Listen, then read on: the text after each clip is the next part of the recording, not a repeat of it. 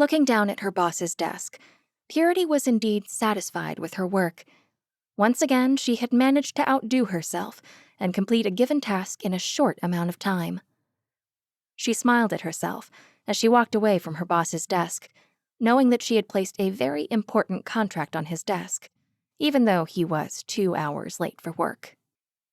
Just as she was about to exit the office door swung open. Purity sprung backward in shock, her eyes shut with quick effect, her heart beating 1,000 times, not knowing what had caused the door to snap open like that. "You can open your eyes. I won't bite." Purity heard the hoarse voice. Her eyes shot open, her heart calming as she realized it was her boss's voice. Scott stood at the door, leaning onto the frame with every piece of strength he had left. "Mr. Webb, it's you. You scared me," Purity told her boss with a smile on her face. Scott, even in his somewhat sobering state, could still make out the woman in front of him, because Purity was unlike any woman he had ever met. Her style of dressing was one even an old woman would not want for herself, but she was great at her job, hence why she had managed to work for him for the last 4 years. Scott smiled to himself, inwardly thinking how such a bland woman like Purity could manage to be so happy with so little and no outward beauty. "How do you do it?" Scott asked her, wanting desperately to know how Purity had managed to be happier than he was, even without the millionaire status that he had. It seemed as though his question had caught Purity off guard, as she stuttered without really saying much. She seemed almost unsure of herself, unlike the women Scott was familiar with. Staring at Purity as she struggled to get her words out only infuriated him, and the more he rubbed his temples out of sheer frustration that a smart woman like Purity could also be clueless. Scott walked past her towards his desk and threw himself onto his leather office chair. Purity was unfazed by her boss's behavior. In the last 4 years, she had seen her fair share of her boss's numerous affairs, messy breakups, intoxicated behavior, and she had grown used to it. "There's a glass of water on your desk and painkillers to get rid of the headache," Purity informed Scott, whose eyes shot open.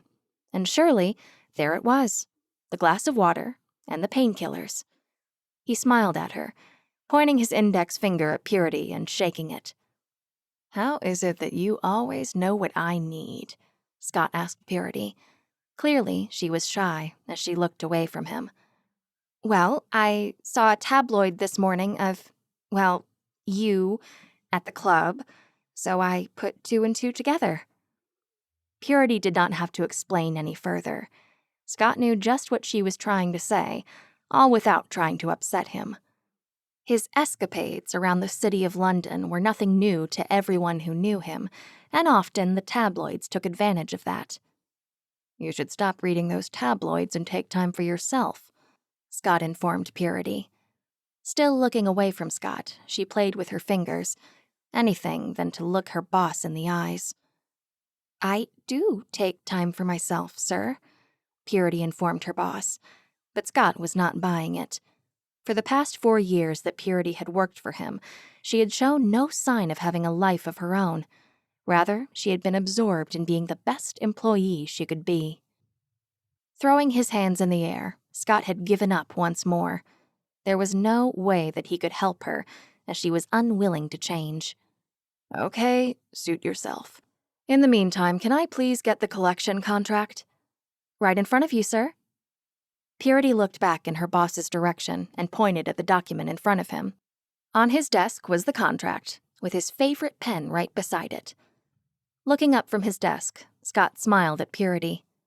"What would I do without you?" he asked, opening the file, picking up his pen and signing the document. "I'm sure you can do a lot without me, sir," Purity answered, not giving herself credit for anything she ever did. Signing the contract, Scott handed it to Purity, which she received. "Please tell Amelia to reschedule my meetings." "No need to worry, sir. I already told her," Purity responded, seemingly unbothered that she thought ahead of her boss. How did you know that I was going to reschedule my meetings? Well, you were out late last night, and I figured that you would be tired and you would not be in the best position to make any decisions, Purity informed him.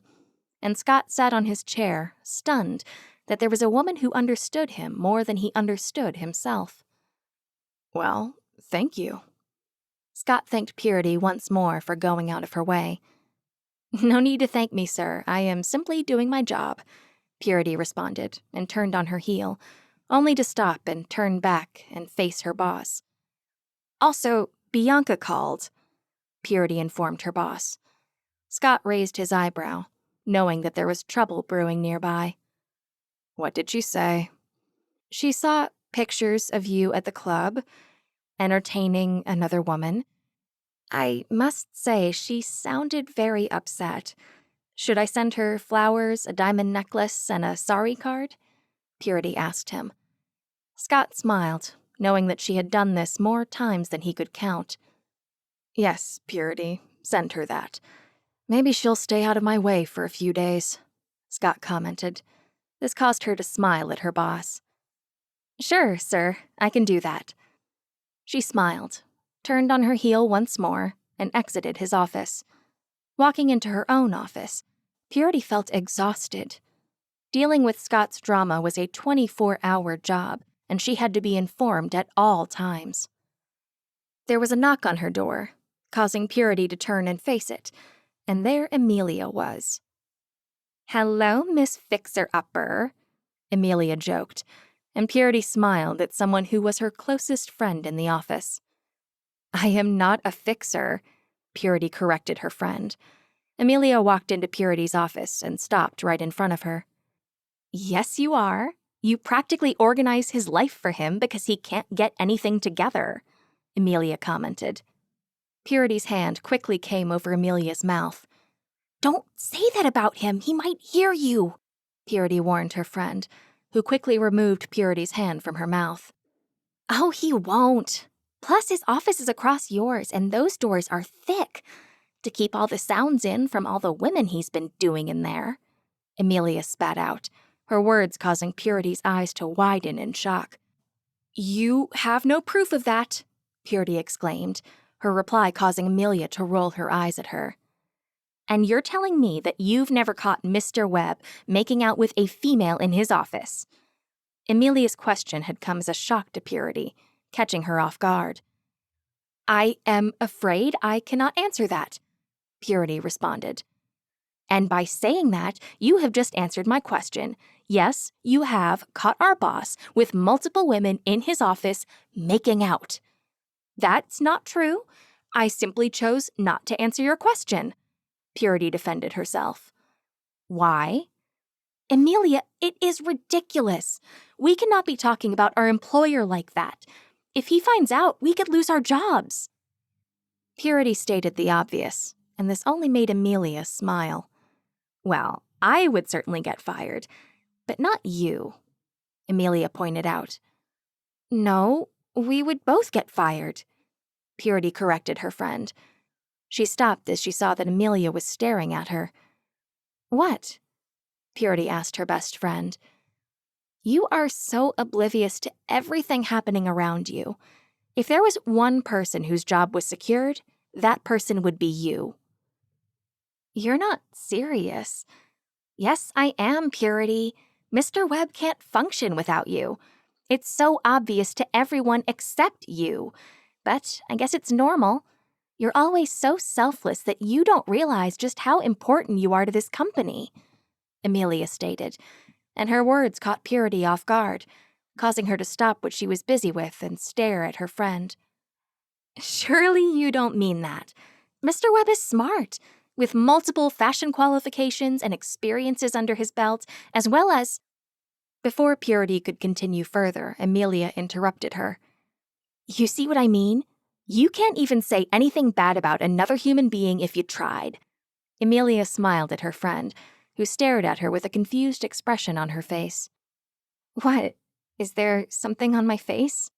Purity questioned Amelia, and then quickly ran her hands all over her face to make sure there was nothing there. Nothing.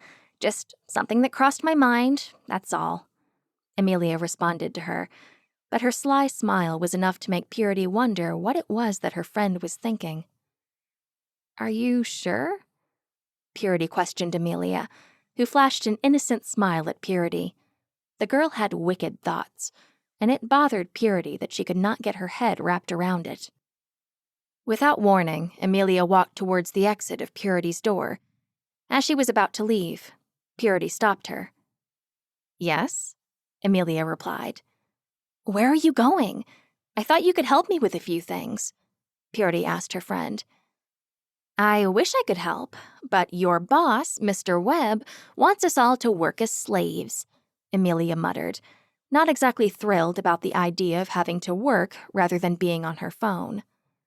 "Oh, come on, he's not that bad," Purity defended her boss once again. "I should have known that you would come to his defense," Amelia uttered, rolling her eyes in the process. Purity walked over to her desk, her back facing Amelia, all to hide her embarrassment, as she realized that she defended her boss more than usual. Purity chose to keep herself busy by arranging her files and stacking them in an orderly manner, whilst Amelia spoke in the background. "So?" Amelia asked Purity. She turned around just in time to hear her friend. "What were you asking me?" Purity asked her friend, feeling pretty embarrassed that she had not listened to her friend speak the entire time.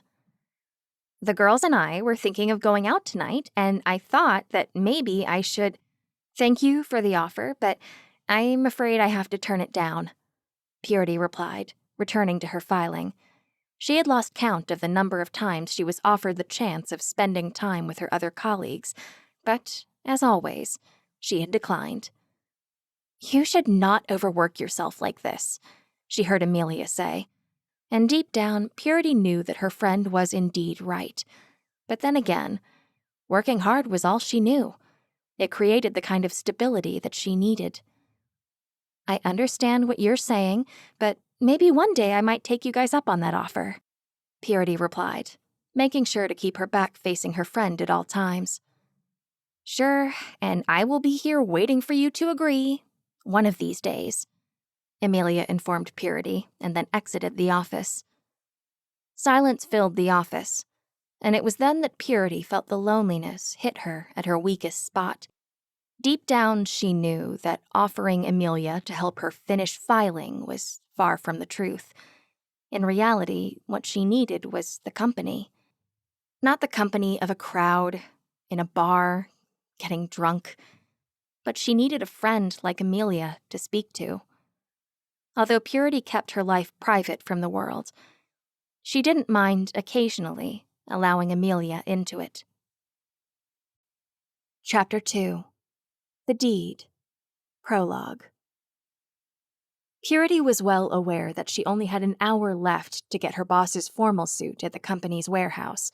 One of the many perks Mr. Webb had was that on various occasions the company would design him a one-of-a-kind suit that he would wear at his events. Today was no different, with the exception that Mr. Webb had neglected to inform her that he needed the suit picked up today. But luckily for him, Purity remembered, with a big, bright smile on her face, feeling pleased with herself that once again she was at the top of her game. Purity walked into the warehouse. "Purity! Purity!" She spun to see who it was that had called her, and luckily enough she saw who it was. Madeline walked towards her, panic written over her face so much that it was enough to put Purity on edge. "What is it? Did something happen?" Purity frantically asked Madeline, hoping that nothing bad had happened. The last thing she wanted was to disappoint her boss. "Yes, something happened. No one called me to inform me that the suit needed to be finished today of all days." As soon as those words left Madeline's mouth, Purity's heart sank into her stomach. That was it. She had let her boss down, and he would never again trust her. The worst scenario in her book. Purity stared into the far distance, thinking of possible ways to fix the matter at hand. Even though working at Fashion for Women for 4 years, she knew absolutely nothing about stitching, tailoring, anything. For the first time since working with Mr. Scott Webb, she had failed him, and she might never live this down. "Purity!" She turned her head, looking right into Madeline's eyes, and the older woman seemed concerned. "Yes?" Purity answered, half her attention with Madeline and the other trying to figure out how she might solve the situation at hand. "You look like you've seen a vision of the end of the world or something," Madeline joked. But it was not funny to Purity, because after this, she might have just seen the end of her working career with Fashion for Women. "That's it, Purity. Everything you have worked for the last 4 years is gone down the drain," Purity mentally reminded herself. She had worked her entire life to be independent, escape the label of orphan, and she was about to be labeled as unemployed. "We can make it work, though," Madeline responded. Purity's eyes shot wide open, not believing what she had just heard, because the last thing she wanted was to give herself false hope. "What?" Purity asked her friend. Madeline smiled at her, grabbed her hand in hers, and walked her to the elevator. Purity refused to utter a single word as they entered the elevator and the doors shut. Her body was still in shock, right up until the elevator doors swung open and she walked into the designer's room. Stopping at the entrance of the design room, Purity's heart stopped. She dropped her notebook and covered her mouth with her hands. Right in front of her, a few meters away, was a mannequin, clothed in Mr. Webb's midnight suit. Purity let out a breath of relief, one that she did not know that she was holding in until she set her eyes on the newly designed suit. She turned her head to Madeline, who was grinning at her. Only then did Purity realize that her colleague had tricked her into thinking that the suit was incomplete. "Why? When?" Still in a state of shock, Purity questioned her colleague, who was still smiling at her. "Well, 2 weeks ago that was all you talked about. I then took it upon myself to set a reminder, and without waiting for confirmation, I simply did it," Madeline confessed. And Purity was thrilled about it. Her heart settled knowing that her job was saved. Nudging Madeline lightly, both women laughed about the incident that had taken place. And worse, the look on Purity's face as she was told that the suit was incomplete. In a split second, Purity had rushed towards the mannequin and touched the suit, ran her fingers all over its fine fabric, inspecting every button and ensuring every stitch was in place. Looking back at her colleague, she smiled. "It is perfect! You have just saved my job, Madeline, and I did not know where I would have been if you had not finished the suit on time." Purity thanked her friend, but it was Madeline's raised eyebrow that caught her off guard. "You're kidding me, right?" Madeline asked Purity sarcastically as she picked up her cup of coffee and handed a cup of tea to Purity. Looking at Madeline, bewildered by her friend's question, she also raised an eyebrow. "I'm afraid I don't understand what you're asking. By the way, thank you for the tea." She thanked Madeline as she took a sip of her tea, but Madeline still had her eyes on Purity. "Are you blind? Mr. Webb firing you? As common as lightning striking the same place twice," Madeline said in a sardonic tone.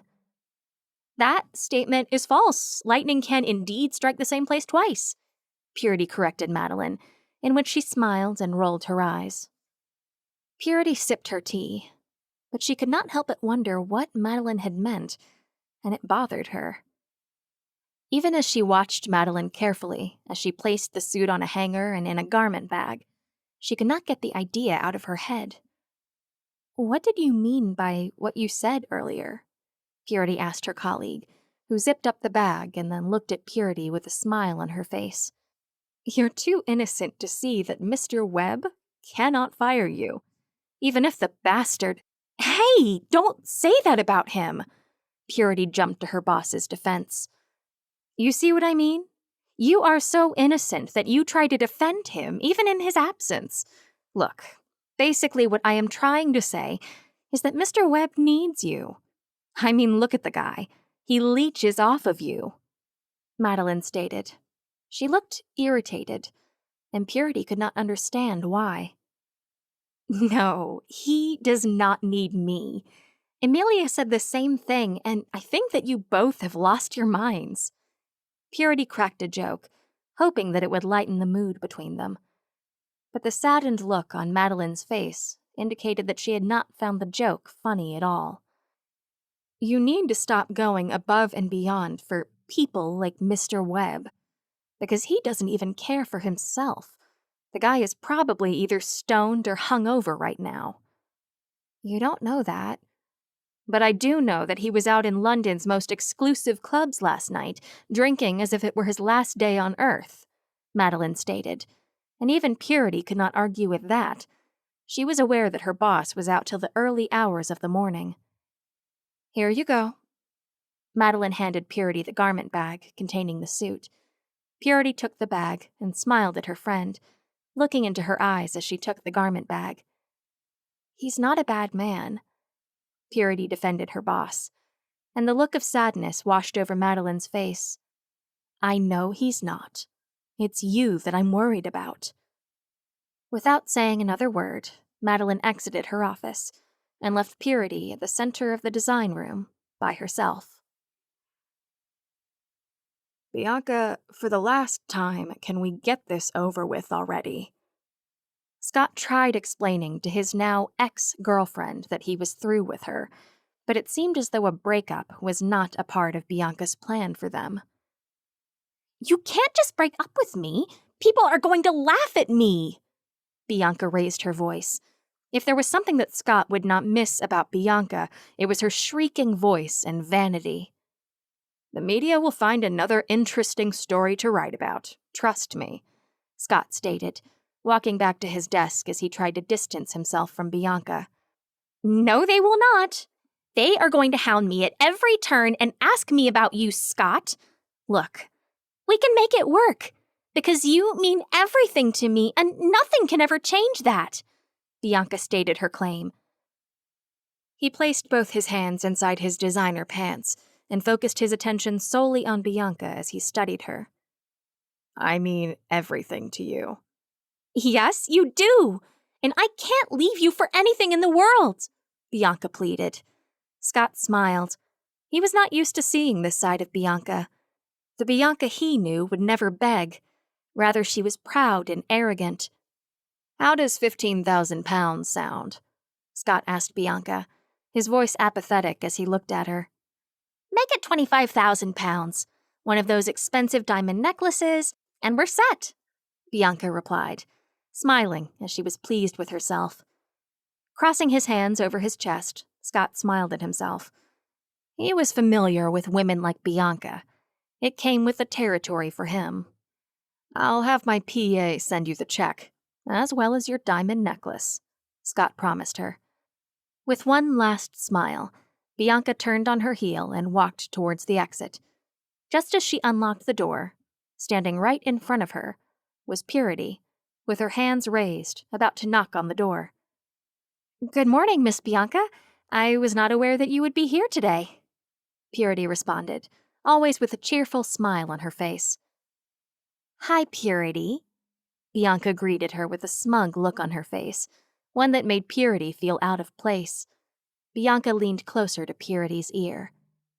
After he's done with you, he'll dump you, just like he does with the rest of us, she whispered into her ear. Her words sent a chill down Purity's spine, and even as she watched Bianca walk past her, the cold feeling was still there. Are you going to stand there the entire day?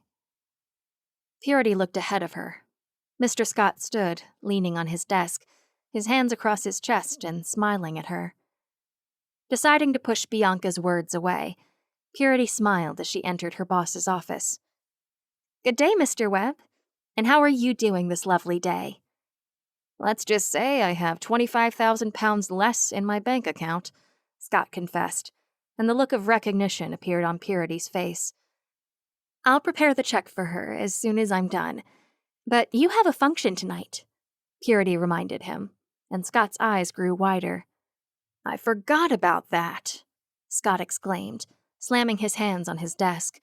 He could not believe that he had missed such an important event, one that was dear to his father's heart. "I knew you would forget." "Yeah, sure. I need to get myself something to wear. Hold all my calls for me while I run to the warehouse and get something. Anything." "No need to," Purity interrupted her boss. "Why not?" Scott asked Purity, who continued smiling at him, although he was going through a meltdown. Purity handed the garment bag over to her boss. "Here you go. I had Madeline design and make a suit for you." The thrilled look on Scott's face was one that Purity would never forget as she watched her boss receive the garment bag. "Thank you, Purity. What would I do without you?" "I am pretty sure that there is a lot that you can do without me," Purity responded as Scott unzipped the garment bag to reveal his midnight-colored suit. "I need one last thing from you, though, if you will be kind enough to carry out the task," Scott asked Purity. Her heart leaped. "Sure, sir. If it's within my power, then I will." Like a faithful employee, she waited. "Well, since Bianca and I are no longer together, would you mind accompanying me to the fashion fundraising event?" Chapter 3. Event. Prologue. "Here you are. There's no turning back now," Purity uttered to herself, and even as she looked at herself in the mirror, she hated looking at her round figure. She specifically remembered trying to wiggle her way out of coming to the fundraising function, but in the end, she agreed. Letting her boss down was something that she did not want to do. She chose to fix her red, knee-length dress down. It hardly fit her. Rather, it suffocated her body in every corner of it.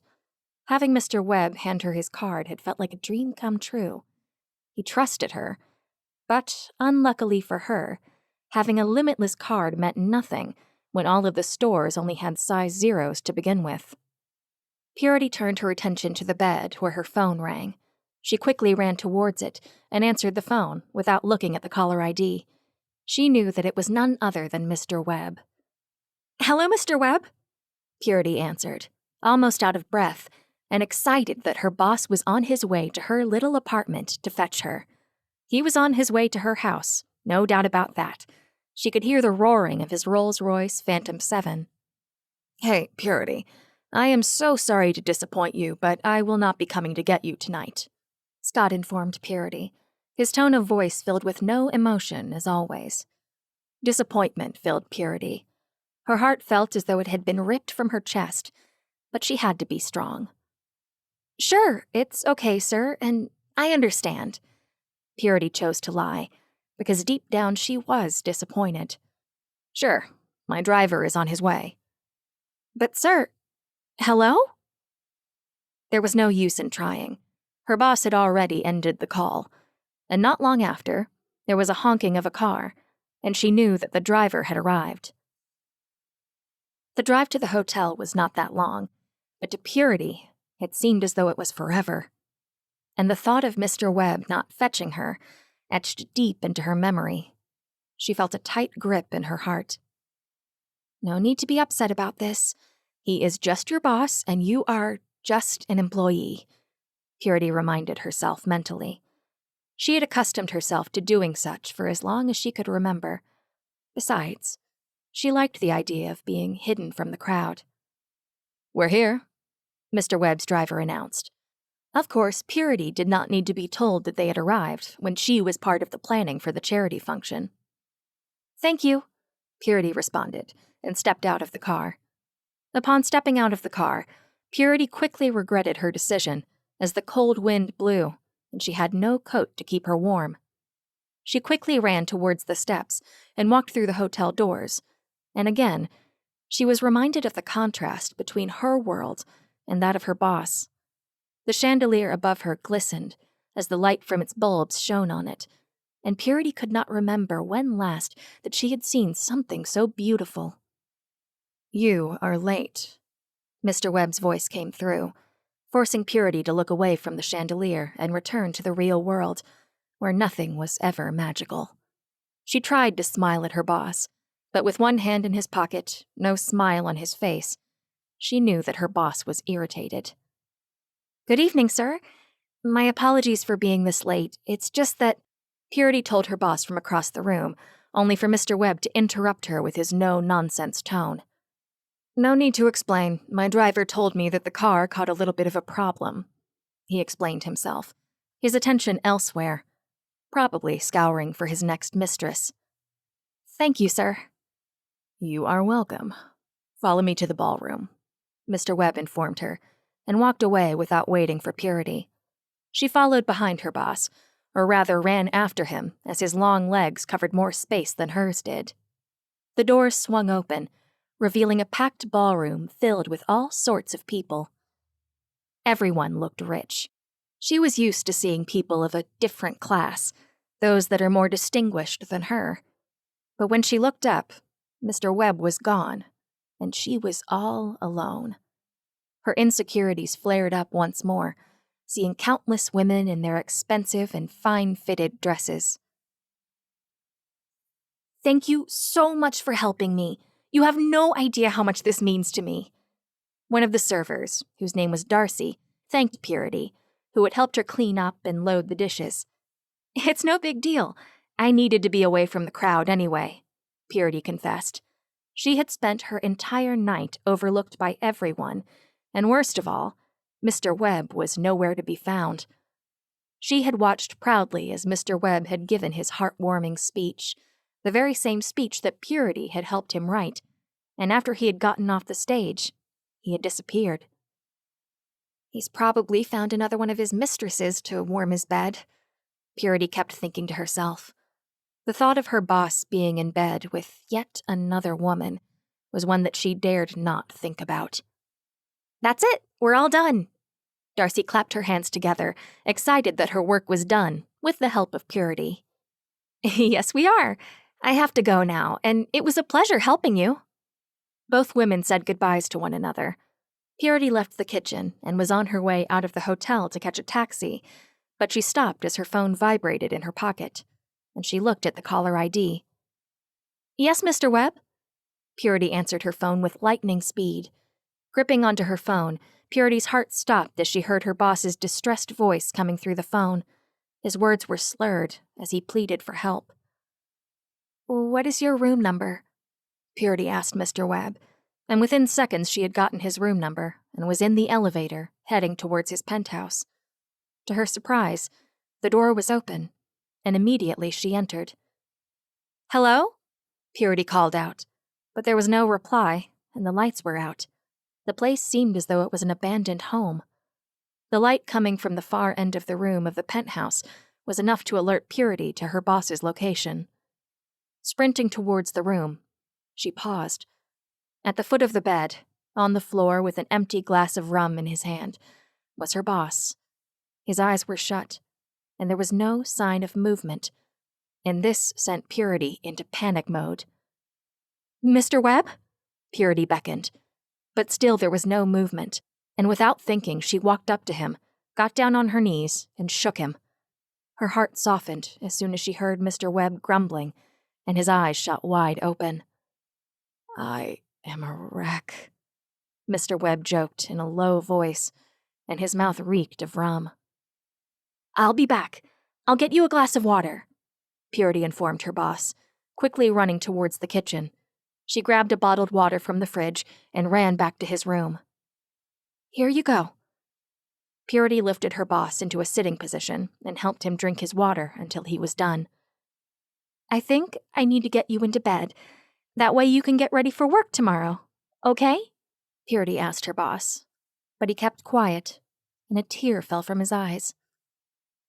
"Mr. Webb, are you okay?" Purity asked, her concern for her boss intensifying. "I am such a wreck. It seems like I have it all together, but I can't even help my father," Mr. Webb spoke out, and it broke Purity's heart knowing that he felt that way.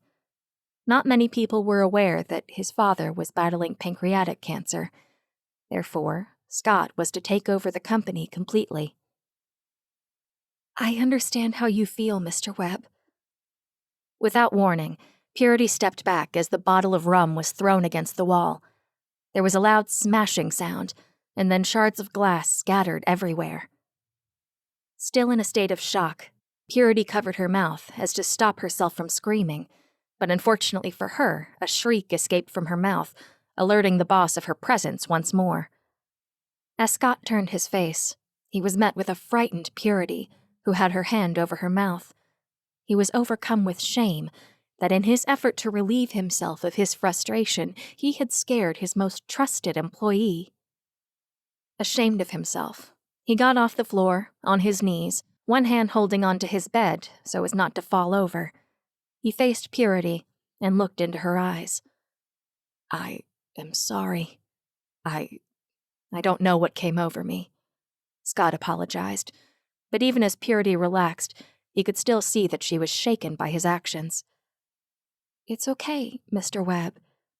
I understand you," Purity explained, but as she tried standing up from the floor, Scott pulled her back down, and she landed in his arms. His lips were a few centimeters away from her, and their eyes burned into each other. Purity tried to pull away, but her boss's grip around her waist was too strong. "Scott, Mr. Webb, you have to let me go," Purity argued, as she tried to get herself out of Mr. Webb's grip. "I like it much more when you call me by my name and not formalize it. It makes me feel old when you say Mr.," Scott joked, but not once did he take his eyes off Purity. Looking into her gleaming eyes, he could swear that he was seeing a wide range of emotions. Looking at her up close, Scott saw a beauty that he had not seen or cared to look for. "Mr. Scott, I think you need to stop," Purity pleaded with him, as she tried to wiggle her way out of his strong arms. "What if I don't want to? Then what would you do?" Scott smirked, as he challenged Purity. This feisty side of her was one that he had not seen in the 4 years that they had worked together. "Mr. Scott, you're drunk, and you don't know what you're doing," Purity tried explaining to her boss, with the hope that some parts of his brain would still make sense of the matter. "I might be a bit drunk, but can we stop this, Purity?"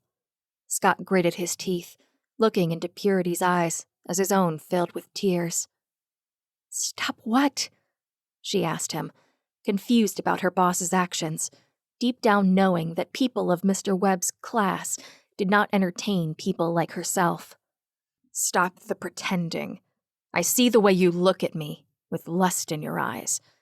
You want me just as bad as I want you."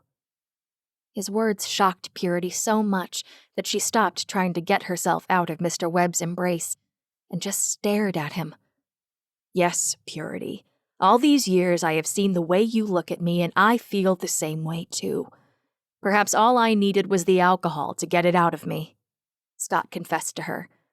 For once he was not afraid to air his feelings out in the open, and it felt good. There was a lump of emotions stuck in Purity's throat, one that she was struggling to swallow. For years, she had admired her boss's looks from afar, but he had confessed to noticing her, and that made her shy. Without warning her, Scott's hand touched her lips and ran down the side of her face. The smoothness of his hands filled Purity with so much desire that she tipped her head back as her body weakened. "I am sure that you are an adult and you know what we are about to do. If you don't want it, just tell me, and I will let you go," Scott whispered to her, his voice husky. The man needed some release. "I want you, and only you." Purity heard herself consent. Her mind was not thinking, only her body was. And she did not mind. "These men are nothing but trouble, I tell you," Purity heard her mother's voice replay in her mind. For years, her mother had warned her of how evil men were, and she had been burned a few times in the past, some of those wounds still too fresh. Chapter 4.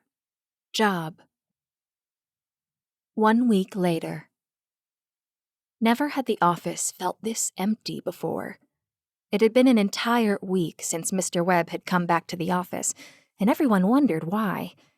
But deep down, Purity knew exactly why he had not shown up for work. The night between the both of them at his penthouse apartment was the best that she had ever had.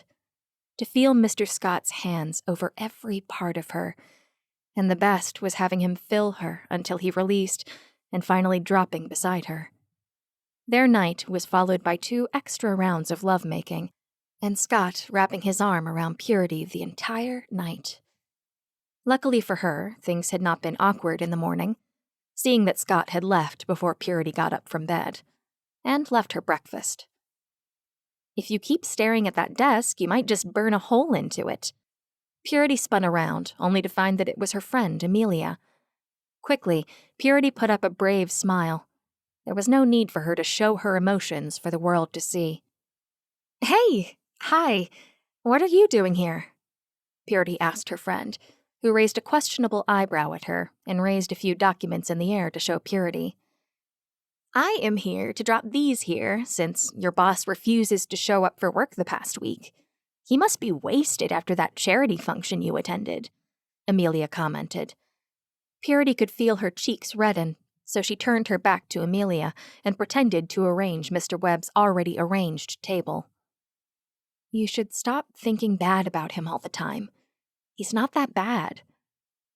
Purity came to her employer's defense, but quickly shut her eyes, as she had been doing too much of that lately. "You are always defending that man. If it wasn't for the fact that he doesn't date women like us, I would have thought that you were sleeping with the guy," Amelia joked, but she had no idea that the particular joke had hit home. "Are you all right?" Amelia asked Purity, who quickly turned to face her and plastered a smile on her face. "Yes, I'm doing okay, and in fact—" Before she could finish her sentence, the door swung open, and when both women turned around, there he was, Mr. Scott in his cream-colored suit filled with self-confidence. Purity held herself back. She wanted to run up to him and hug him, but she stopped herself. He stood at the door, looking at both women, his face ice-cold with a lack of emotion. As if knowing, Amelia knew that it was her cue to leave the office. After greeting her boss, Amelia walked past him and exited the office, whilst Purity stood at the door, staring at him. "Get me my files on my desk, and—" "They already are on your desk," Purity interrupted him, but she quickly stopped herself as she saw the look in his eyes. Not once did he smile at her, and his glare burnt deep into her until she looked away from him. "Don't ever interrupt me when I am talking." Scott's voice broke through the already tense room. He walked around his table, pulled out his office chair, and began to look through his files. Without saying another word, Purity walked out of his office and into her own. Throwing herself onto her office chair and shutting her eyes, she replayed the incident in Mr. Webb's office and wondered what had just happened. Deciding that her boss was probably having a bad day, Purity shrugged it off as nothing and continued doing her work. "How can you be so stupid?" Scott slapped himself repeatedly as he walked up and down the length of his office. The way he had treated Purity was uncalled for, especially when all she had done was her job. For the past week, he had avoided the office, ashamed that he had been rendered so weak that he had broken his #1 rule: never sleep with his employees. But he knew that he couldn't stop himself. That night at his apartment, he had seen a different side of Purity, one that he had not paid attention to. It was not the clothes she wore, but just her natural beauty. Purity was not his type, and that was the exact reason why he had hired her all those years ago, because he figured that he would not be tempted to sleep with her. His actions were unlike him, especially after he had abandoned her in his room, ashamed at having to look at her in the face. His office door swung open. Thinking that it was Purity and that he needed to apologize to her, Scott turned around. "You?" Scott asked, because standing in his doorway was none other than Rosette, his ex-girlfriend. "You don't look too happy to see me," Rosette taunted Scott, knowing quite well that she was not allowed in his building for the scene she had made a few months prior. Rosette shut the door behind her and proceeded to walk towards Scott. "Stop right there. How did you even get here when security knows that you are banned from this building?" Scott asked her, and she simply smiled. "I have my ways, but enough about that. I missed you, your body, and the way you make love to me," Rosette confessed, and this only made Scott roll his eyes in irritation. "I think you need to leave." "Why are you chasing me away? Don't tell me that it's because of that secretary of yours."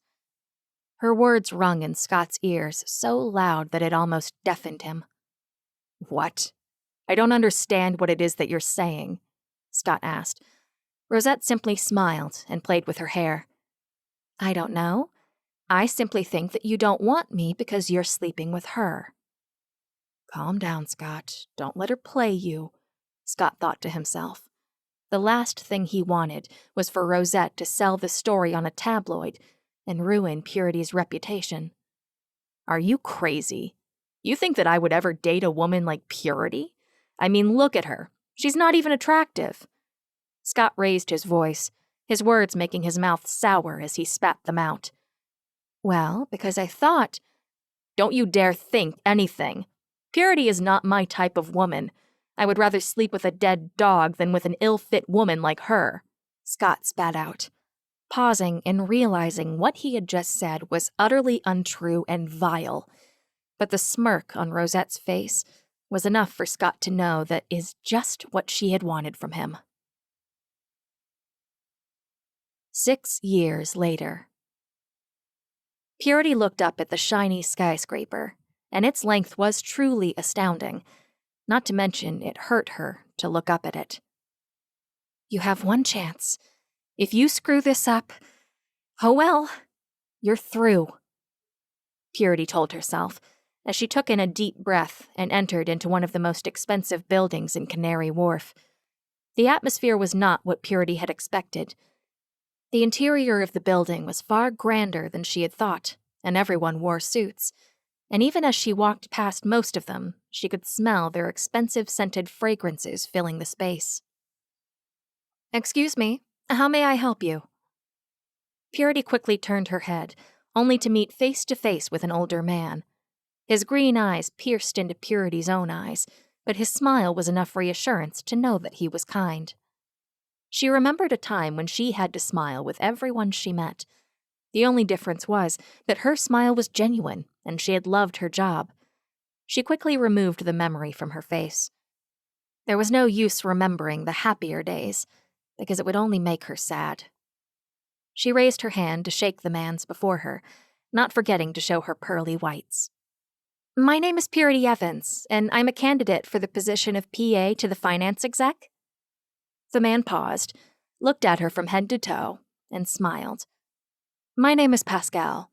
The interview is on the 10th floor." His voice, cool and collected. Before she could ask anything more, the man moved away from her to attend to people who were obviously at a higher class than she was. Over the past 6 years, she had learned to grow a thick skin. People are who they are, and she was who she was, and that was final. Even as she walked into the elevator, it was fancy. All those buttons lit up as the elevator door slammed shut, and she pressed the up button to the 10th floor. As the elevator traveled towards the 10th floor, Purity tucked her hair behind her ear and lowered her skirt. She was lucky that she had a friend like Barnard, who borrowed his late sister's skirt suit. Even as she thought about it, it was weird that she was borrowing clothes from a deceased person. The bell rang, and the elevator door swung open, only to reveal a glass interior and black marbled floor. As she stepped out, the space felt cold and looked formal, probably because of everyone that was either dressed too formally or wasn't smiling as they walked past each other.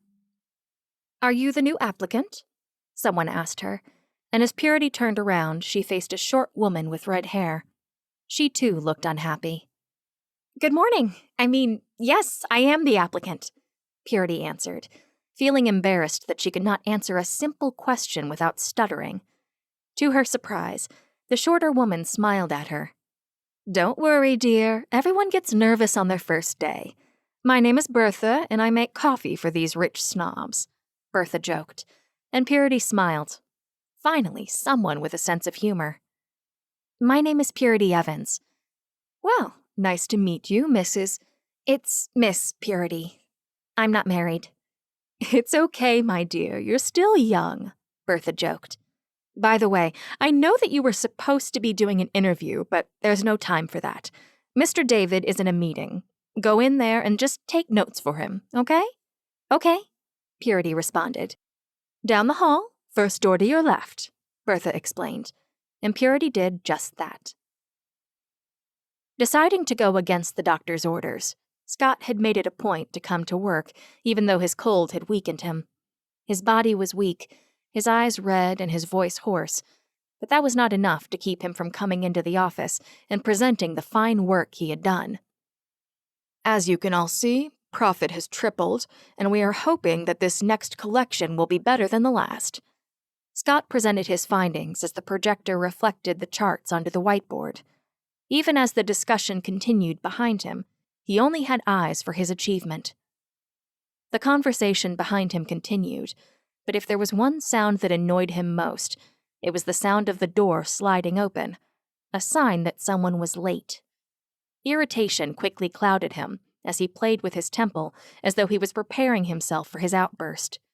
Scott slowly turned around to see who it was that had dared to arrive late during his meeting, and as soon as he saw the culprit, his heart stopped. He paused, his heart beating 1,000 times faster and so loud he could hear it in his ears. She was fixing herself in the chair on the far end corner of the conference room, and when she looked up, their eyes met, and it seemed as though the world around them had evaporated, leaving only the both of them.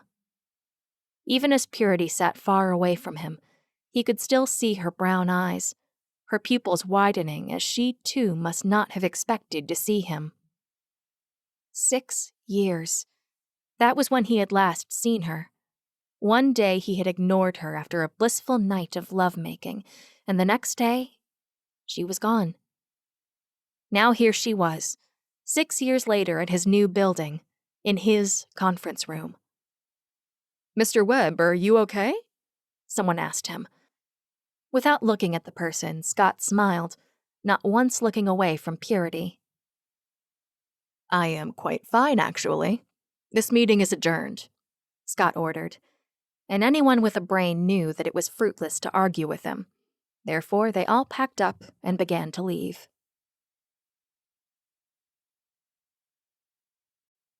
Chapter 5. Old Friends. Purity began packing her belongings along with the rest of the board members. She would leave this place and never return. Seeing Scott had brought up so many memories, and she didn't want to relive them ever again.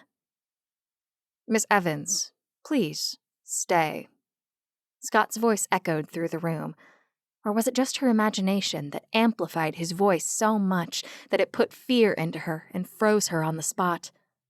Even though Scott had asked her so politely, Purity could hear that demanding undertone that he always had.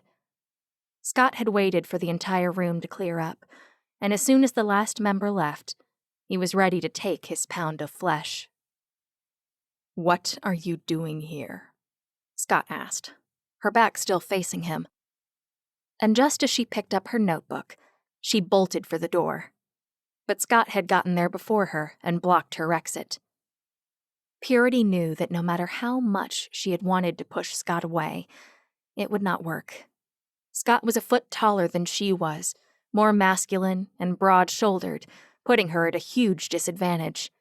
She held her bag to her chest, as if she was trying to widen the space between her chest and that of Scott's own, but she could still feel his presence. "Can I, please, just leave?" Purity asked Scott, her tone of voice low as she chose to look away from him, rather than talk to him directly. "When you speak to me, you look at me. Now I ask again, what are you doing here?" Scott asked her, his voice aggressive, as though Purity was the last person in the world he would have preferred seeing. Purity thought of not answering. After all, she owed nothing to him. That was until he began tapping his feet on the carpeted floor of the conference room. Although the last time Purity had set her eyes on Scott was 6 years ago, she almost smiled. Old habits were hard to rid oneself of, because Scott tapped his foot on the ground whenever he was reaching his breaking point. "Well then, I guess we'll have to do this the hard way," Scott muttered, before grabbing Purity by her arm and dragging her out of the conference room. "Let me go!" Purity yelled as she tried freeing herself from Scott's grip, but there was no use. He was stronger than she was, and she simply could not compare to him. Scott pulled her along the hallway as everyone stared at the both of them. "Security!" Scott called out, and it was then that Purity realized what was going on. Scott was going to throw her out of the building like a common thief. As he dragged her towards the elevator, Purity could not help but feel embarrassed as countless employees stood frozen on the spot and stared at her. "Let me go! I'm not a thief!" Purity begged and struggled until Scott stopped. 2 large men in suits stopped in front of them, and they did not look friendly. "Yes, Mr. Webb," both men said in unison, ready to take their boss's order and carry it out swiftly. Purity watched in disbelief. Over the years that she had worked for Scott, she had seen people dragged out of the building, but never had she thought that she would be the one to be ejected. "I want you to throw this lady here out of the building. She is trespassing on private property. Got it?" Scott ordered both men. Purity watched in disbelief as one of the security guards took her from Scott, and they began walking her towards the elevator. Scott watched as both his security personnel walked Purity towards the elevator. Seeing Purity was the last thing that Scott would have imagined. He remembered quite vividly how she had left without a word. She had simply vanished. For months, he had struggled to wrap his head around the work, and it was only then that Scott realized how much he depended on Purity. He had blamed himself for their affair when she too was as guilty as he was. "Stop, sir! Stop!" Scott turned around, and it was Bertha calling out to him, until she reached him, out of breath. "What?" Scott asked Bertha, irritated that she was disrupting possibly the best revenge he'd ever had. "You cannot kick her out," she informed Scott. He raised his eyebrows at Bertha. Scott could not understand why she would be defending a stranger like Purity. "Why not?" "Because she's here to apply for the PA position for Mr. David," Bertha spat out, and Scott froze on the spot. Hearing Bertha's words seemed to have stopped time. "Stop," he ordered his security personnel, and they did just that. Even from the distance, both Scott and Purity looked into each other's eyes. So many unsaid words were said through their eyes locking.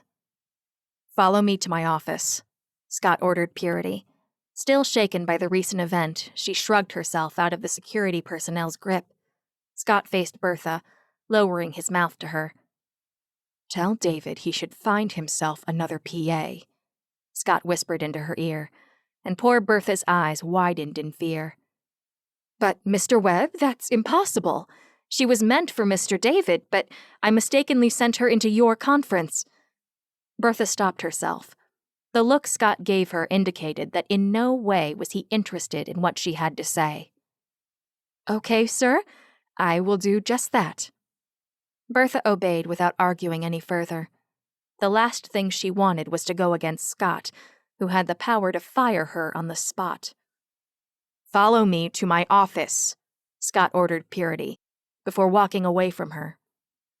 Clutching her bag close to her chest, she ran after Scott, seeing that he took such big steps with no regard that Purity's feet were not as long as his. Scott had always been a man that was sure of himself and knew what he wanted, but Purity's presence had sent him into turmoil. He was lost, and he was not afraid to admit it. The anger that washed over him as he set his eyes on Purity was one that he could not contain, but he still felt the tug of his heart as his security personnel walked her away. Even as she walked behind him, Scott did not know what he was about to do or say to her. Her presence was one that Scott could feel. She still had that power over him after 6 years of being apart. Unlocking his office door, Scott walked in, turned to his side of the desk, and sat down on his Italian leather office chair. He watched as Purity walked in, shut the door behind her, and her attention quickly diverted as she studied his office. Scott watched as Purity's eyes trailed over his book collection, among other artifacts. He inwardly smiled as he remembered that Purity was always one to pay attention to details. That little bit of happiness only lasted a second before it was replaced with anger and pain. "Stop looking at my things like that. Otherwise you might burn a hole in them?" Scott's pupils widened as Purity finished his sentence for him. She quickly looked away, embarrassed that she had shown how much she truly knew him. "Sit down." Scott pointed at the visitor seat in front of him. Without hesitation, Purity walked towards it and sat down. Her handbag was still clutched close to her chest as she looked at the glass window behind Scott. "Like my new office? It's bigger than the one I used to have," Scott bragged, showing her just how rich he had become over the last 6 years that she had left him. Purity looked at Scott and smiled. "It looks good. More modern. I remembered how you used to hate your previous office because everything felt so old and—" Purity paused at the sight of Scott's twitching eye. He was irritated that she was reminding him of the past. "I hope you are not trying to get into my good books." Scott's warning was clear as day, a sign to Purity that she should not dare to push his buttons any further. Purity remembered the days when she would follow Scott like some lovesick puppy, and now she knew that she had to stand up for herself. "Look, if you're upset about what happened 6 years ago, then I suggest that you forget it, just like I did, okay?" Purity blurted out. Scott seemed unmoved by what she had said. He simply stared at her with no emotion on his face. "Firstly, I am not upset about what happened 6 years ago. Annoyed, maybe. You did leave a lot of work undone, which I had to take over from you," Scott said plainly. Purity felt a sting in her heart, knowing that Scott had not missed her hurt a bit, proving that once again she meant nothing to him. "Oh." That was all Purity managed to say. There was nothing more to say to someone who had no emotions, such as Scott. "Enough of all this talking. Be at work at 8 in the morning, and I do not take lightly to late coming," Scott ordered Purity, before spinning in his office chair and facing the view of the other buildings in Canary Wharf. "But I was supposed to work with Mr. David, if I am correct," Purity argued, but Scott simply rolled his eyes, a small part of him missing the old Purity, the one that never argued and simply did what she was told. Scott spun his office chair around, his cold stare aimed at Purity. "Let me make things clear for you. I am the majority shareholder, and what I say goes. And if you do not agree, you may leave this building and never set foot in here again." Purity swallowed the lump in her throat. She knew that Scott was serious, and she was not one to call his bluff. "Okay," Purity answered. She knew that there was no use arguing, because she needed this job. After leaving the UK 6 years ago, she had chosen to move to South Africa, but now she was back, without a penny to her name. "Good. See you tomorrow at 8, Scott informed her, and again spun his chair around to face the city. Purity stood from her chair and walked out of his office. As soon as she shut the door behind her, she let out a breath, one that she had not realized she had been holding. Every step she took towards the elevator, Purity felt like running away and never coming back again. She knew the kind of man Scott was, and he never missed an opportunity to get his revenge on those that wronged him. Now here she was, in his line of fire. Moments later, there was a knock on his door, and he knew just who it was that would dare to knock on his door after the scene he had created with Purity a while ago. "Come in," Scott called out. Bertha peeked her head through his door. "Here it is?" Bertha raised the file in the air and quickly walked toward Scott's table and handed it to him. "Thank you, Bertha. You may leave," Scott instructed her, and she did just as she was told. Scott looked through Purity's resume. Surprisingly, she was still unmarried, as well as worked in South Africa. "So, that's where you've been all along," Scott thought to himself. The private investigator that he hired 6 years ago had found no traces of Purity in the city, and Scott had simply given up the search. Scott put down the file and smiled at himself. He had a huge score to settle with Purity, and luckily for him, she was delivered to him on a silver platter. Chapter 6. Day 1. Purity unlocked the door to her apartment, the one that she shared with her friend Barnard. Kicking her shoes off and allowing them to hit the ground was by far the best thing that had happened to her the entire morning. All she had wanted when she returned to London was to get a job. She got what she wanted, but not the way that she planned it. 6 years ago, she had run away from the very person she was now employed by. Purity covered her face with her hands, trying to make out how her life had turned into a nightmare within a matter of hours. She had a secret to keep, and she would keep it for as long as she could. Finally deciding that there was no use crying over spilled milk, Purity walked inside her small kitchen, made herself a hot cup of tea, and drank. Even as she walked into the living room of her and her friend's tiny apartment, she strolled, trying to rid herself of thinking of Scott. He had changed in the past 6 years. The man she saw in the office was different, more cold and unfeeling. The door shot wide open, and before Purity could turn around to see who it was, the tiny voice calling to her warmed her heart. "Mommy! Mommy!" Purity smiled as her daughter, Violet, wrapped her tiny hands around her waist. No matter how much of a bad day she had, her daughter always made her see the brighter side of things. Purity wrapped her arms around her little girl, and a tear almost fell from her eye. But she knew that she could not cry before her daughter. Violet looked at her mother, her hazel eyes glistening as they met her mother's own eyes. Within seconds, Barnard walked into the apartment, looking out of breath. "As sweet as she is, I am quickly reminded of why it is that I do not have any kids," Barnard confessed, and this only made Purity smile. For the past month that she had been living with Barnard, he had shown Violet the love of a father that she had never had, and for that brief moment, Purity felt bad for depriving her little girl of the chance to have a father. "Are you okay?" Barnard asked her, and she quickly put on a fake smile. "Yes, I'm okay." Purity smiled, but her smile was not enough to convince Barnard. "Violet, can you go to Mommy's room? Uncle needs to speak to Mommy," Barnard asked Violet in his little voice as he tried to get down to Violet's level. "Okay, Uncle Bar," Violet responded. Purity smiled. She watched her daughter walk away towards her room. Purity had always known that her daughter was an outgoing child, but she was surprised at how quickly Violet had taken a liking to Barnard and named him Bar. "Now, are you ready to talk or do I have to wrangle it out of you?" Barnard asked Purity in his no-nonsense tone of voice, and she knew that it was best that she spilled the beans before Barnard made inquiries. Purity sipped her tea, preparing herself for what she was about to say. "I got the job," Purity informed Barnard, who clapped his hands together in excitement, but it was short-lived as his smile faded.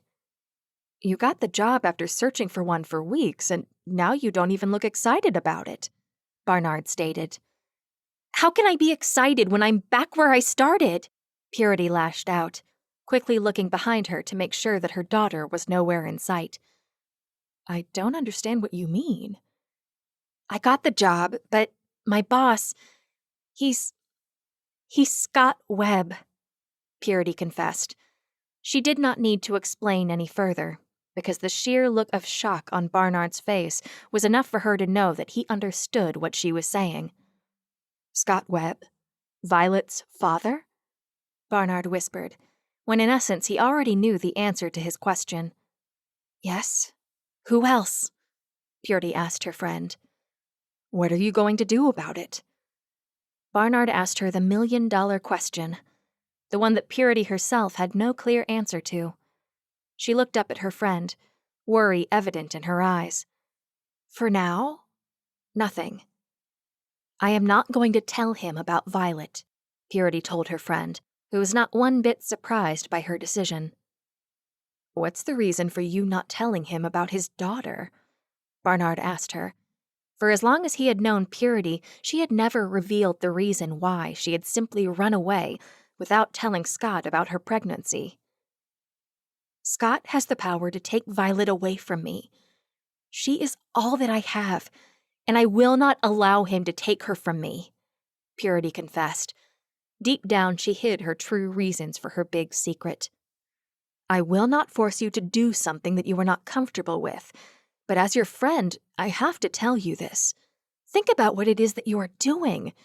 It's affecting Violet negatively," Barnard told Purity, and she knew just how right Barnard was, but she refused to admit it.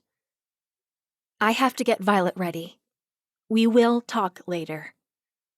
Purity avoided the discussion further, and she walked towards her room to tend to her daughter. Scott stared at the wristwatch on his arm, and it was confirmed. Purity was 10 minutes late for work, and he could not figure out why that had happened. For the 4 years that Purity had worked for him, he could not remember a time where she was ever late. Rather, it was always him that was late after a long night of partying. Scott paced his office, worried that Purity might have once again run away from him. But this time he vowed that he would not leave a single stone unturned until he found her. The more he spoke to himself, the angrier he got that Purity still had this much control over him. "You look worried."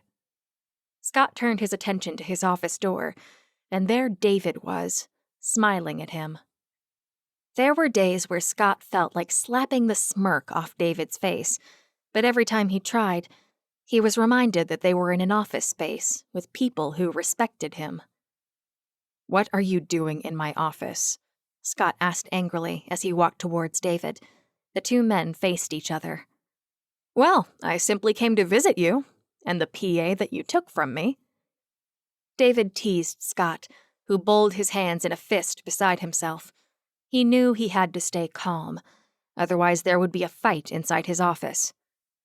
"I did not take your PA from you. She walked into my conference meeting, and I realized that I needed a PA," Scott informed David, not smiling as he delivered his message. David stared at Scott, trying to figure him out, but he couldn't. Scott was not the type to show his emotions, and standing in front of him, that was evident enough. "What is it about this girl that made you hire her?"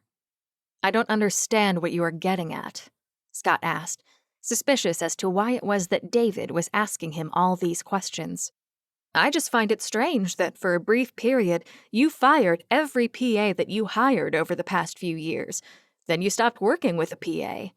And then this girl comes in and you hire her." David questioned Scott, an action that Scott was not finding funny, and neither was he going to entertain such actions from a man that he considered lower than him.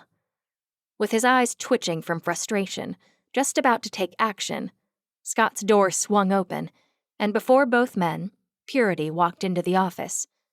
"Good morning.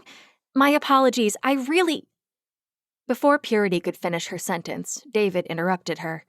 With a huge smile on David's face, unlike Scott, who seemed mad at her. "No need to apologize, my dear. None of us are perfect. Hi, my name is David, and you must be—" "Purity Evans, and I'm the new—" "PA, yes, I know that. In fact, you were supposed to be my PA, but it's best I don't say before I upset someone," David told Purity. Right then she smiled, embarrassed that they were speaking about Scott in his presence. Scott could not control the anger inside of him as he watched both David and Purity hit it off, whilst he stood like a stranger in his own office. The smile on Purity's face was one that Scott had not seen in 6 years. Yet David had managed to achieve that in a matter of seconds from meeting Purity. "I do not mean to disturb your conversation, but I think we have some work to do." Scott disturbed their conversation, looking irritably whilst doing so. David threw his hands in the air, flashing a smile at Scott, knowing deep down that he was getting to Scott. "Come on, Scott. You know all work and no play makes Jack a dull boy," David said, as he smiled at Scott, clearly egging him on. Choosing not to smile, rather, Scott remained neutral at this point. "Leave my office now." Scott raised his voice at David so loud that Purity stepped back. He scared her. The fear in her eyes was enough to make Scott feel ashamed of his action. David smiled one last time and turned to face Purity. "My apologies for my business partner's behavior. If you need anything, please, feel free to call me," David informed Purity, his words making her smile, before he walked away and exited the office. Not knowing where his anger had come from, Scott paced his office, running his fingers through his hair as Purity stood on the same spot. "What is wrong with you?" Purity asked him.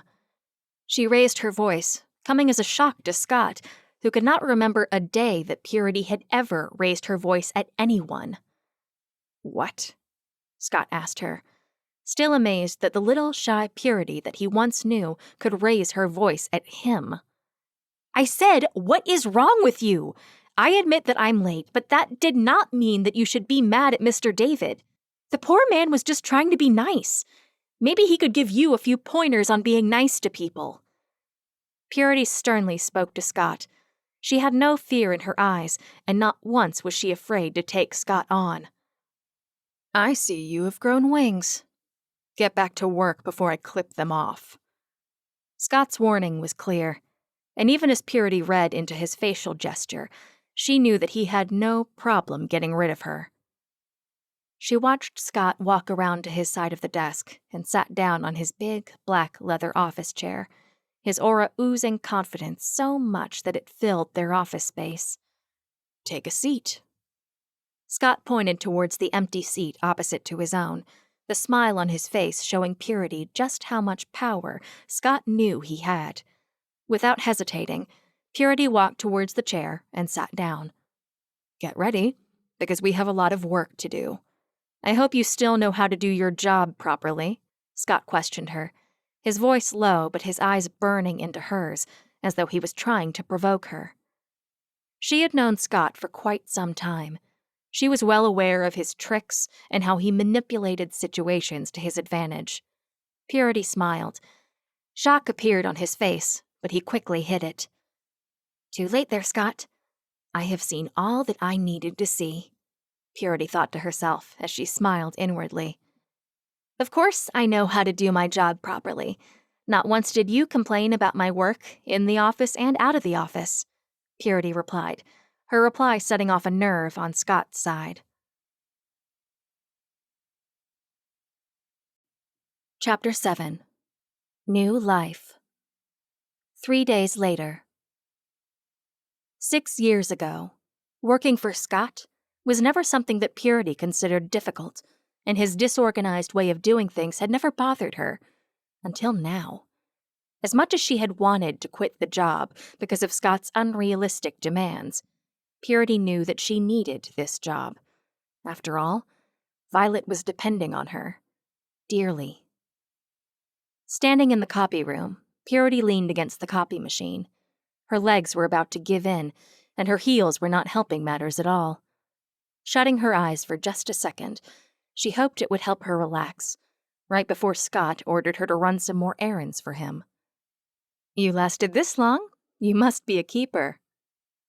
Purity's eyes shot wide open, and she quickly stood up straight.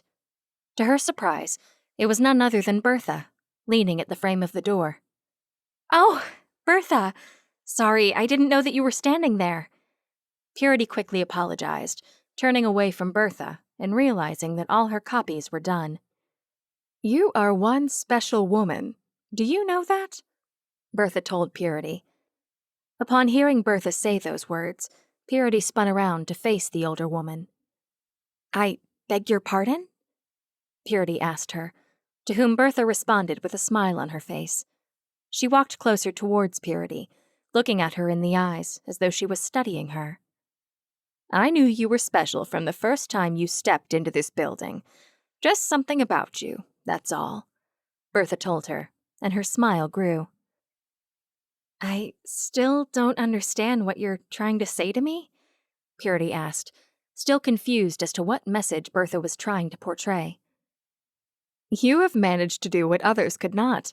You have stuck around, unlike his other PAs who have not stuck around, Bertha casually informed Purity, raising her eyebrow, a sign of applaud.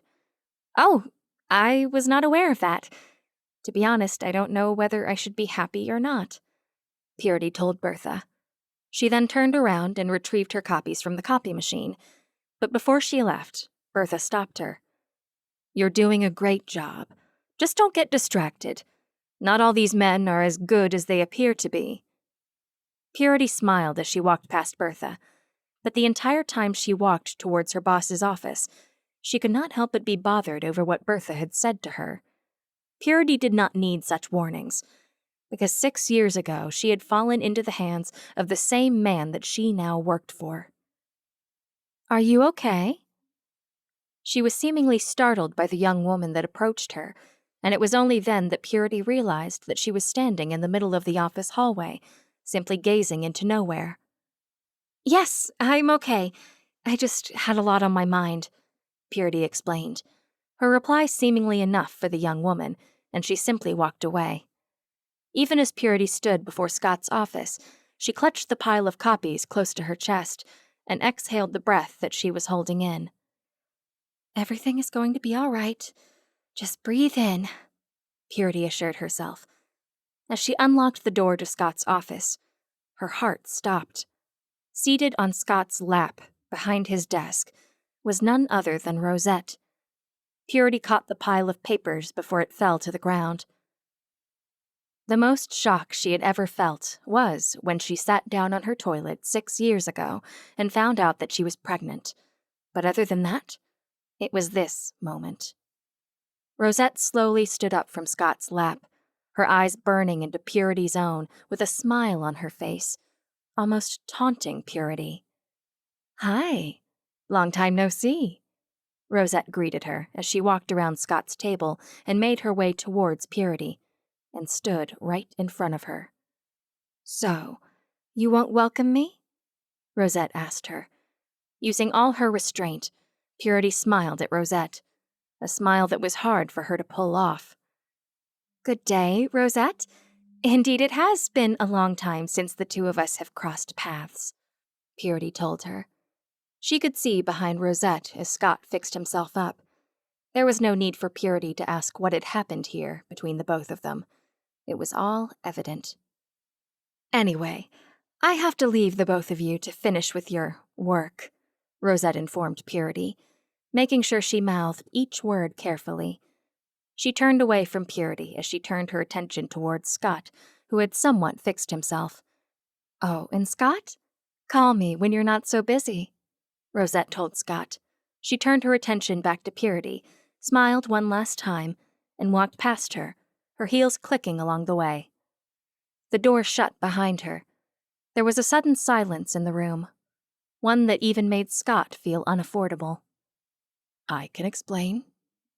There's no need to explain anything, Mr. Webb. You are the boss, therefore you can do whatever it is that you want in here, Purity explained, her explanation easing the creases on Scott's forehead. Upon placing the paper copies onto Scott's table, she turned and looked at him and pointed at his collar. You've got lipstick on your collar. Might want to get it cleaned before the rest of your employees start to notice, Purity warned Scott, who quickly pulled his collar to inspect the damage done.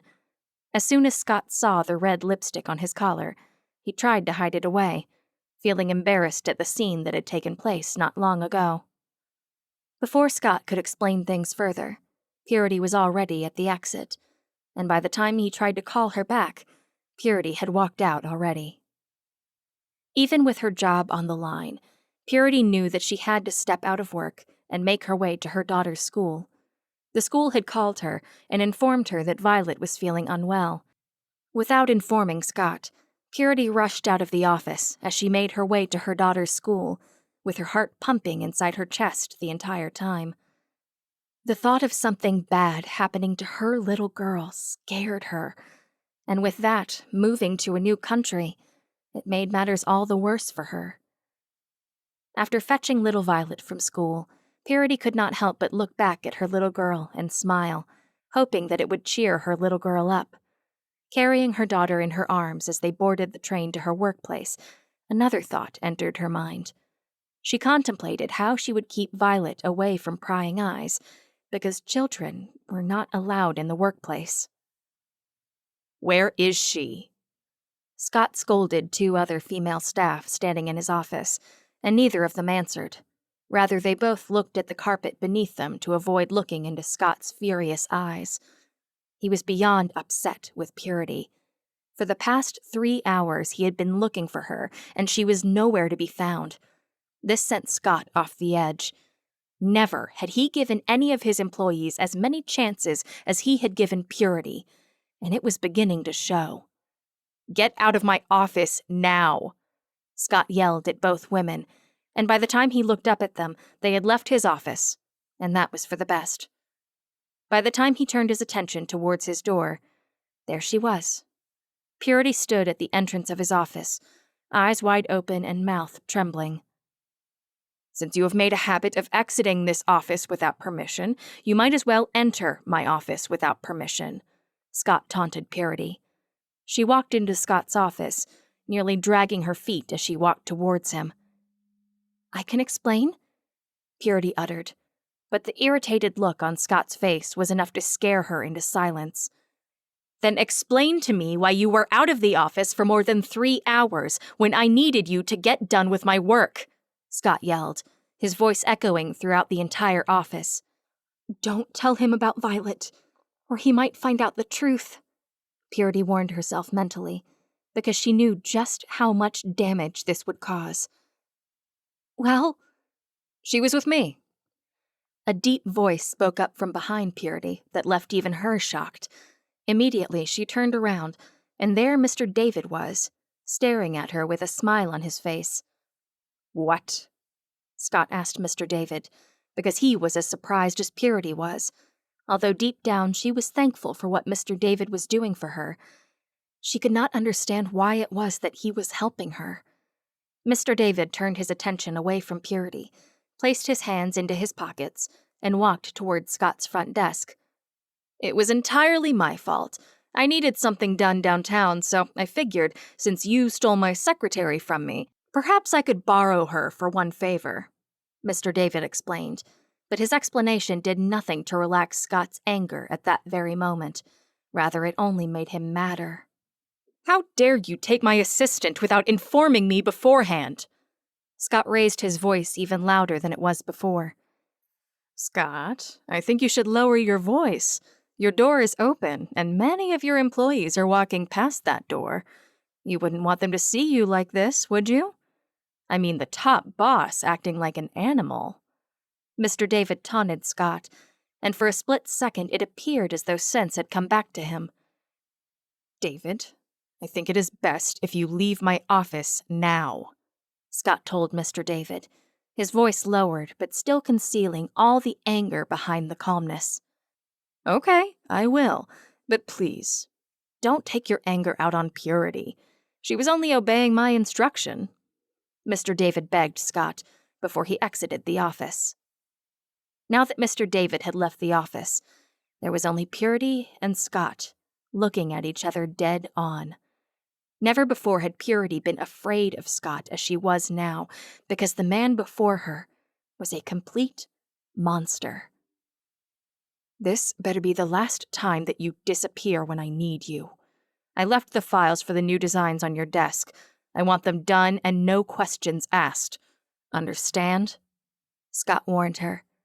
Without saying another word, Purity nodded her head in agreement and exited Scott's office. As she walked towards her office, Purity could not help but feel a sense of calm enter her body the further she walked away. Purity entered her office, and as soon as she shut the door and turned around, she jumped in fear. Right before her, sitting on the table, was Mr. David. Her heart stopped. Her eyes traveled around, looking for Violet, and she was nowhere to be found. This sent her blood pressure shooting for the roof. "Hi, Purity. What is the matter? You seem as though you've seen a ghost," Mr. David asked her.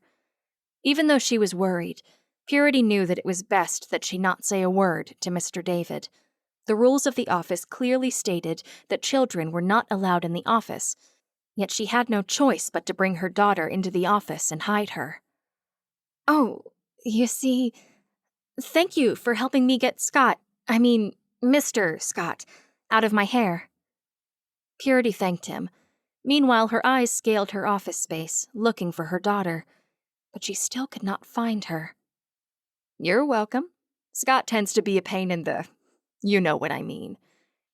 By the way, why are you so nervous? It seems as though you are looking for something? Or someone?" Mr. David asked Purity, and those words sent a ring inside of her ears, as she did not know how to answer his question.